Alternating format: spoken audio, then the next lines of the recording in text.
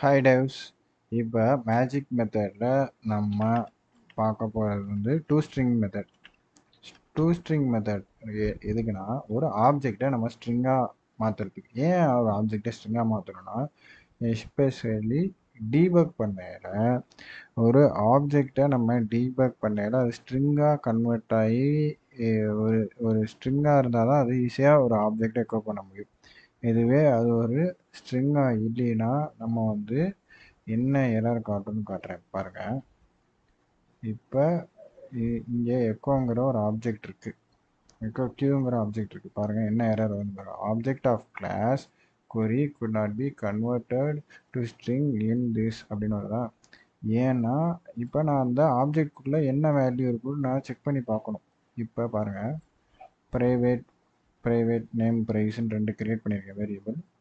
So ஆட்டோமேட்டிக்காக ஒரு instance create பண்ணதில் கன்ஸ்ட்ரக்ட் கால் ஆகும். ஸோ அதில் நம்ம வேல்யூஸை பாஸ் பண்ணுறோம். ஸோ வேல்யூஸை செட் பண்ணுறோம். திஸ் கீவேர்டு மூலிமா செட் பண்ணியாச்சு. இப்போ இந்த இந்த ஃபங்க்ஷன் இருக்குது, டூ ஸ்ட்ரிங் ஃபங்க்ஷன் ஸ்ட்ரிங்காக ரிட்டர்ன் பண்ணுது.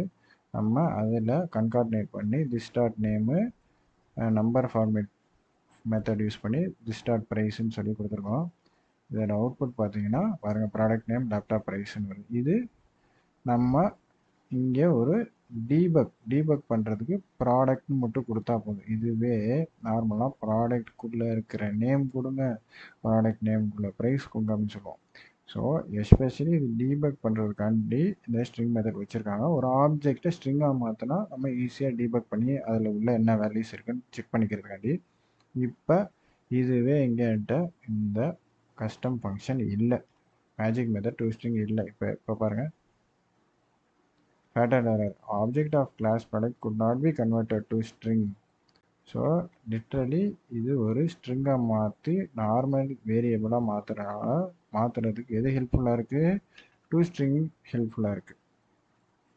ஓகேவா, சாரி, டூ ஸ்ட்ரிங் ஹெல்ப்ஃபுல்லாக இருக்குது. இப்போ ரன் பண்ணுங்க,